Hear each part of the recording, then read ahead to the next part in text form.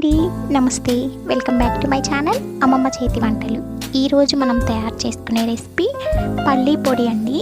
ఈ ప్రాసెస్లో పల్లీ పొడిని తయారు చేసుకొని వేడి వేడి అన్నంలో వేసుకొని ఒక్క స్పూన్ నెయ్యి వేసుకొని తిని చూడండి. చాలా టేస్టీగా కమ్మగా ఉంటుంది. ఒక్క ముద్ద అన్నం తినేవాళ్ళు 2 ముద్దలు ఎక్స్ట్రానే తింటారు, తక్కువ మాత్రం తినరండి. అంత టేస్టీగా కమ్మగా ఉంటుంది. ఇది అన్నంలోకే కాకుండా టిఫిన్స్లో కూడా చాలా టేస్టీగా ఉంటుంది.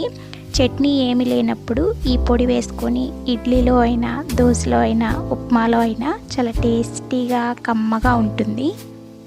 ముందుగా ఈ పల్లీ పొడి కోసం స్టవ్ వెలిగించుకొని ఒక ప్యాన్ తీసుకొని అందులోకి 1 కప్ పల్లీలను వేసుకొని మంటని మీడియం ఫ్లేమ్లో పెట్టుకొని పల్లీలన్నీ లోపలికి ఫ్రై అయ్యేంత వరకు బాగా ఫ్రై చేసుకోవాలి.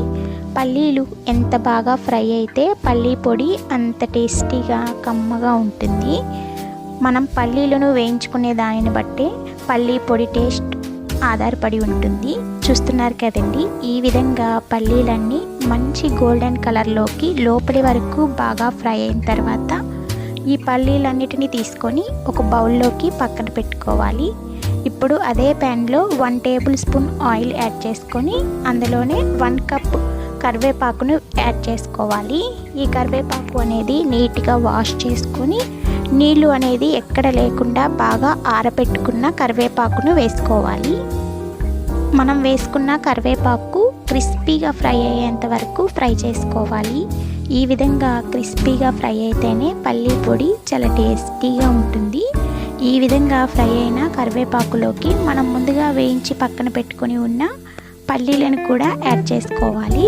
అందులోనే ఒక చిన్న ఉసిరికాయ సైజ్ అంతా చింతపండును కూడా విడివిడిగా ముక్కలుగా చేసుకున్నది యాడ్ చేసుకోవాలి. ఈ విధంగా విడివిడిగా వేసుకోవడం వలన చింతపండు బాగా ఫ్రై అయ్యి మనం గ్రైండ్ చేస్తున్నప్పుడు ఎక్కడ అతుక్కోకుండా పొడి పొడిగా వస్తుంది.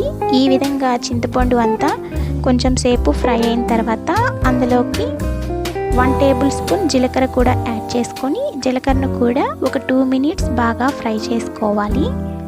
జీలకర్ర కూడా బాగా ఫ్రై అయిన తర్వాత అందులోకి 1/2 కప్ కారాన్ని యాడ్ చేసుకొని స్టవ్ని ఆఫ్ చేసుకొని ఈ కారం అంతా ఒకసారి బాగా మిక్స్ చేసుకోవాలి. స్టవ్ ఆఫ్ చేసుకొని ఈ కారాన్ని బాగా మిక్స్ చేసుకోవాలి.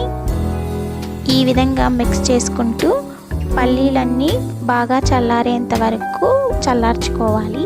ఈ విధంగా మనం వేసిన ఇంగ్రీడియంట్స్ అన్నీ బాగా చల్లారిన తర్వాత ఒక మిక్సీ జార్ తీసుకొని మిక్సీ జార్లోకి మనం వేయించుకున్న ఇంగ్రీడియంట్స్ అన్నీ వేసుకోవాలి.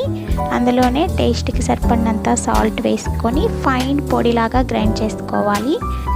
ఈ విధంగా గ్రైండ్ చేసుకున్న దాంట్లోకి 1/2 కప్పు వెల్లుల్లి రెబ్బలు వేసుకొని మరొకసారి ఫైన్గా గ్రైండ్ చేసుకొని మనం ముందుగా వేయించుకున్న ప్యాన్లోకి ఈ పొడి అంతటిని వేసుకొని ఈ పొడి అంతా బాగా చల్లారేంత వరకు ప్యాన్లోనే ఉంచుకోవాలి. ఈ విధంగా చల్లారితేనే ఈ పొడి కనీసం 2 నెలల వరకు నిల్వ ఉంటుంది. ఈ విధంగా చల్లారిన తర్వాత ఒక గాజు సీసాలోకి స్టోర్ చేసుకుంటే 2 నెలల వరకు నిల్వ ఉంటుంది. అంతేనండి, ఎంతో టేస్టీగా కమ్మగా ఉండే పల్లీ పొడి రెడీ. ఈ పల్లీ పొడిని ఇదే విధంగా తయారు చేసి వేడి వేడి అన్నంలో 1 స్పూన్ పొడి వేసుకొని 1 స్పూన్ నెయ్యి వేసుకొని తిని చూడండి, చాలా టేస్టీగా ఉంటుంది. అదేవిధంగా టిఫిన్స్లో కూడా చట్నీ లేనప్పుడు ఈ విధంగా పొడి వేసుకొని తిన్నా కానీ చాలా టేస్టీగా కమ్మగా ఉంటుంది. మీరు కూడా ఈ పొడిని ఇదే విధంగా తయారు చేసి ఎలా వచ్చిందో కామెంట్స్ ద్వారా తెలియజేయండి. మరిన్ని క్విక్ అండ్ ఈజీ రెసిపీస్ కోసం అమ్మమ్మ చేతి వంటని సబ్స్క్రైబ్ చేసుకోండి.